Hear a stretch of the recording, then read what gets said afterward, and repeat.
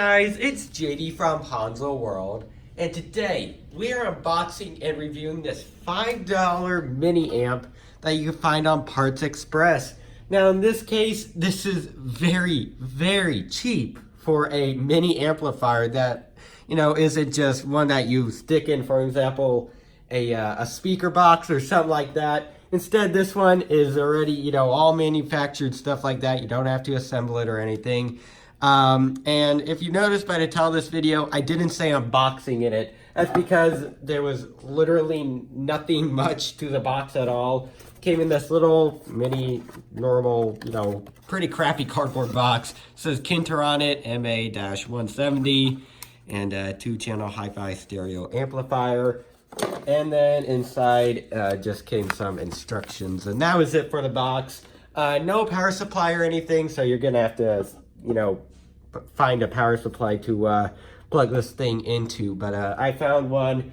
I'll actually go ahead and show you it now. It is a power cord to a Netgear router. So you can see there, if you want to go pick one of these up, it will fit this perfectly fine, which I have tested it with, and it powers up and everything. So let's go ahead and look around here. So it has what I could tell is a metal body, or aluminum body at least. Kinter MA-170 2-channel hi-fi stereo amplifier. On the front here, power button, bass knob, volume knob, treble knob, and then just screws around on the side. And then here is your audio in, and the two channels for your speaker, left and right. So, and then of course you have your input here for power.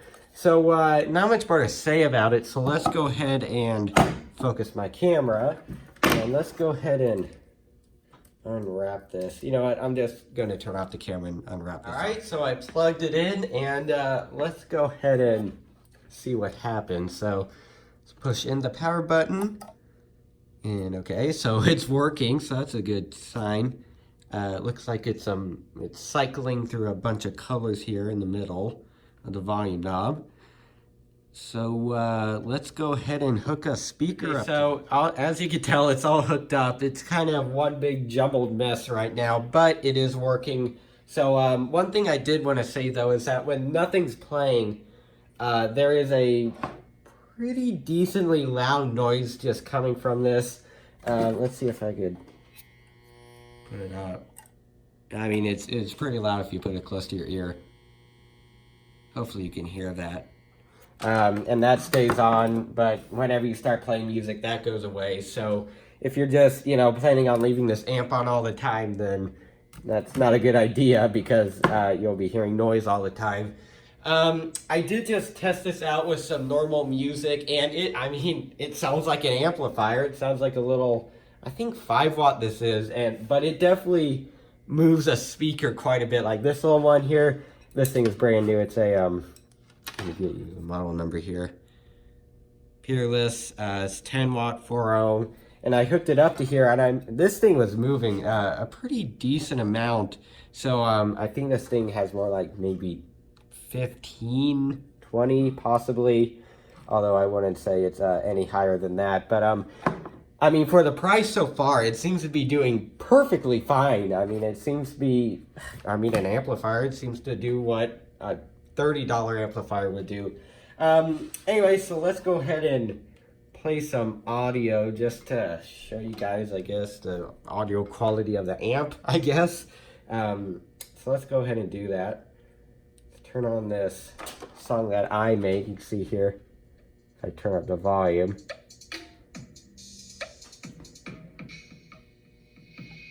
Let's turn up the treble. See, treble control definitely does work. Let's turn up the bass. I don't want to overload the speaker, so let's turn the volume down a little. See there.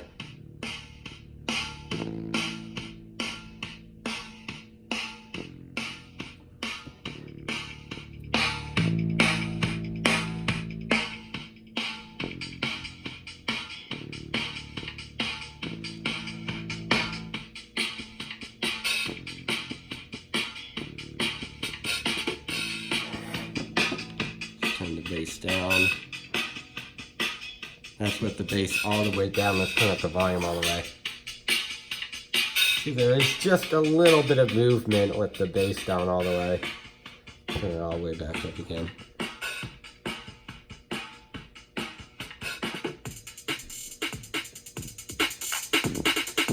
Start to overload the speaker there. So what I'm gonna do now is actually play some pretty loud audio through this thing and just see if it gets warm over, you know, probably a 10-minute amount of time, just playing a bit of loud music. So I'll go ahead and end the clip and do Alright, so I went ahead and played some pretty loud audio through this for a few minutes, and it's a little bit warmer than what it's normally operating at. So if you know, have it cranked for an hour, it might start to overheat, but I'm not 100% sure. What I am going to do though is take out these screws and look at the internals, and while I'm at it, I might as well upgrade the thermal paste that is keeping this thing cool, because I was just going to mainly use this to blow little speakers and stuff instead of ruining my good amp that I have. Alright, so this thing was pretty easy to take apart. Now I just wanted to show you how this thing is built. In fact, let me take this off. And here's what the motherboard looks like, in case you're wondering. Screen down here, like a yellowish color up here. That's what all that looks like. And here's where the heat dissipation is supposed to be. And there is no thermal paste on here. So I'm gonna put some on in a few minutes to keep this thing from ever overheating. So I'm gonna go do that and then assemble it and then give you guys my final opinion. Alright, so what do I think of this $5 mini amp that you can find on Parts Express? I think it's actually really good for the price. I mean, it's $5. That could buy you probably a coffee from Starbucks. Would you rather have a coffee from Starbucks or, you know, a little mini amp that works great? I mean, yeah, if you're an average consumer, you'd probably be like, oh, I want the coffee. But if you're an audiophile or something like that, I mean, you probably wouldn't mind at all picking this up for that cheap. Keep in mind that it is on sale, so that's the only reason it's $5. But overall, I'm really happy with this amplifier for $5. I really don't think you could get a better deal anywhere. Now, I did, as you can tell, put it all back together. I did put thermal paste in it. So now, hopefully, heat distribution will be a lot better, because thermal paste is, of course, used for heat and stuff like that. So hopefully that'll help with the heat, I guess, issue, although it probably isn't really an issue on this. So if you pick one of these up, I would recommend doing that. It's just these screws right here, and then you got to take these knobs off, a little bolt under there, and then those two screws, and then separate a little plate on this side from the motherboard, and you just put some thermal paste in there, and then you're good. So yeah, I guess go ahead and pick one of these up if you're interested. And I guess that's it for this video. So I hope everybody enjoyed, and don't forget to like and subscribe. I'll see y'all next time. Goodbye.